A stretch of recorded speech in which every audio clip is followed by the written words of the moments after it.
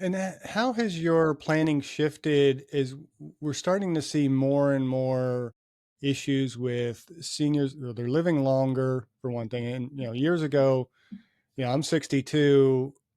Years ago, I'd be looking at, not only am I probably going to retire soon, I'm probably got about 10 more years of life left. Yes. But now people are living longer, but they're not living those years as healthy as Hmm. they used to. And so much more of that retirement dollars have to go into extended care. Yes. And I interviewed, what was her name? I think I have it written down. Annalie Kruger recently, who does kind of gets families together to kind of put those conversations together.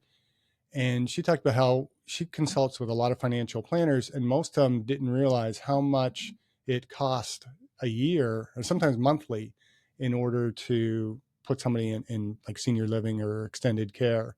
So, how has that shifted for you over the years, and what advice do you give to families in that regard? Yeah, so I mean, I can give you a personal. So my father passed away when I was an infant. So my mother raised me as a single parent, and so she was extremely independent, never got remarried, and the last thing she would ever do is want help from anyone.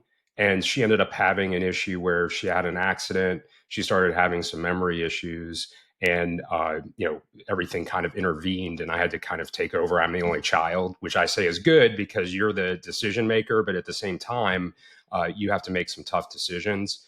And, from that experience, I have a lot of sympathy and a lot of, I have concern for people because, you don't think in your 40s, 50s, early 60s that you're going to be taking care of your parents and having to make decisions. And, for the parents, they don't want to be a burden, and it's really a challenge, as you mentioned, with healthcare costs, with inflation, really with people aging longer. It's a great thing, but at the same time, if you're not aging the right way and you start having health and memory and cognitive issues, most of the people really, they don't, they certainly wouldn't enjoy their last years of life and the cost that goes along with it.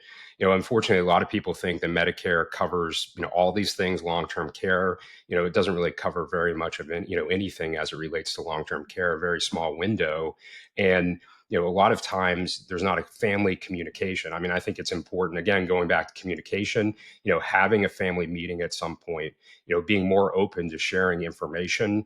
And that's really the challenge. Everything shouldn't be a secret, because at some point, if speaking from the standpoint of someone in their 60s or 70s, your children are going to have to come in at some point, fortunately, unfortunately, as you have them to come in and kind of help. And, you want to make sure you have the right documents in place, and you want to make sure that they know what you want. They're not really mind readers. And, you want to make sure they're in a position where they're willing to accept to help you. I've had situations where they name someone as their agent to take care of them, make decisions, and that person just doesn't want to do it. Then you're going back and it's a scramble to try to figure out what to do. So, a lot of the planning on the front end goes a long way to avoiding a lot of heartache and a lot of real headaches, I would say.